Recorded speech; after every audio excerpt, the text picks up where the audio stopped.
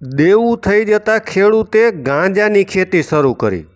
સમગ્ર બનાવની વાત કરીએ તો રાજકોટ શહેર આજી ડેમ પોલીસ દ્વારા અણિયારા ગામની સીમમાં ઘઉં અને તુવેરની ખેતી વચ્ચે કરવામાં આવેલ ગાંજાની ખેતી ઝડપી પાડવામાં આવી છે, જેમાં પોલીસે ગાંજાના 64 છોડ ઝડપી પાડી ભીનો અને સૂકો મળી કુલ 1.11 કરોડના કિંમતના 223 કિલોગ્રામ જેટલો ગાંજાનો જથ્થો ઝડપી પાડી વાવેતર કરનાર આરોપી હના સવા ગાબુની ધરપકડ કરી છે। પોલીસની પ્રાથમિક પૂછપરછમાં આરોપીને દેવું થઈ જતાં છેલ્લા 1.5 વર્ષથી ગાંજાની ખેતી કરતો હોવાનું સામે આવ્યું છે અને આ માટે તેને તેના કાકાએ પ્રેરણા આપી ગાંજાનો બીજ વાવેતર કરવા આપ્યું હોવાનું સામે આવ્યું છે।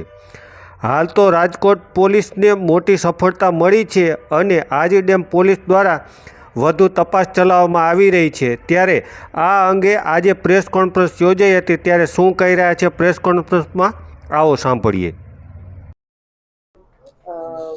शहर के जो आजी डैम पुलिस स्टेशन विस्तार है उसके अंदर हमारा साधु जी अणियाड़ा गांव है एक, और उसमें सिंधव जो नाथाभाई भीमाभाई सिंधव की वाड़ी थी, उसके अंदर तुवेर की खेती के बीच में प्लांट्स मिले हैं।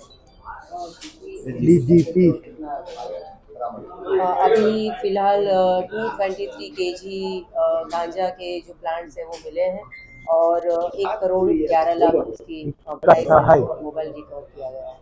એટલે તો બાપુ બોલ્યા દિવ્ય તમને તો પૂછવા દે।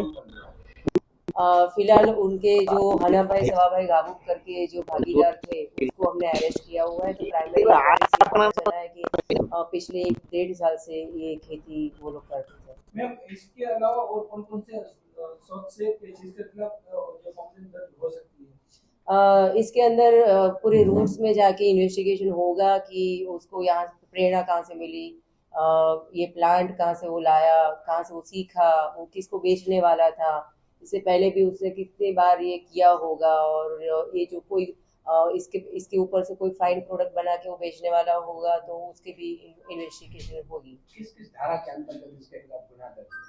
अभी जो नया जो एनडीपीएस का जो हमारा केस है उसके अंदर उनको हमने दर्ज किया है।